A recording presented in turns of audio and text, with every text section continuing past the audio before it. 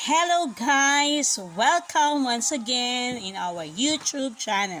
Kung bago ka pa lang dito, please like, subscribe, and share para naman lagi kang updated.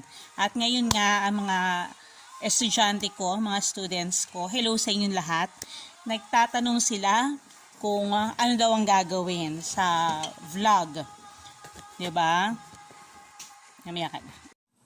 Hi! At kaya nga para magkaroon ng idea yung mga estudyante ko, hello dyan. Shout out naman sa mga estudyante ko sa Faustino G. Glua High School sa Barangay Otave, Bulan, Sorsogon. Ang kanilang vlog ay tungkol sa kahalagahan ng komunikasyon sa ating pang-araw-araw na buhay. At dahil komunikasyon nga ang ating pinag-uusapan, ano nga ba ang komunikasyon?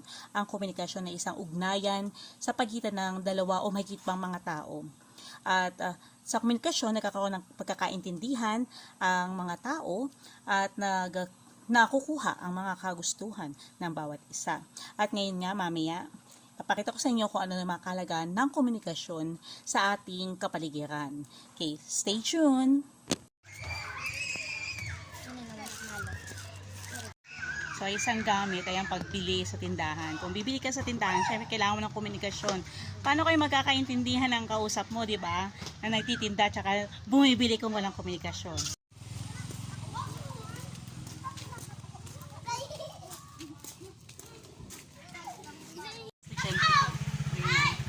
Bayad ako sa 350. O, sige, cut mo na. Syempre, kasama sa sa komunikasyon, pagbayad ng utang. Dapat nagbabayad. O, ano ang assignment mo ngayon? English, ma. Alin dyan? Ito, ma. Change the following into passive voice. Okay, ganito lang yan. Isa sa mga kahalagahan ng pagkikipag-ugnayan ay kung ikaw ay may nais ituro na assignment, di ba, sa inyong mga kapatid o sa anak. Dapat meron tayong komunikasyon para naman naiintindihan nila kung ano ang ating mga itinuturo. Ilan lamang po yun sa mga kahalagahan ng komunikasyon na ginagamit natin sa pang-araw-araw na buhay. Marami pa po tayong mga gamit ng komunikasyon katulad ng pagbibigay ng babala, paghingi ng mga direksyon kung tayo ay naliligaw, at pagtanong sa mga katanungan na mayroon tayo sa ating mga isipan. So, marami pa po. Ang aking mga mag-aaral ay magpapakita din ng iba't ibang mga kahalagahan ng komunikasyon na gamit sa pang-araw-araw. Kaya, tutunghayan po natin yan sa susunod natin na vlog.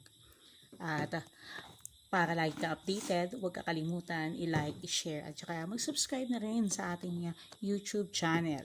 Ito po muli ang inyong Coastal Teacher on the Go, na nalipat na ng station from Suwa National High School, napunta na ng Faustino G. Glua, pero coastal pa rin.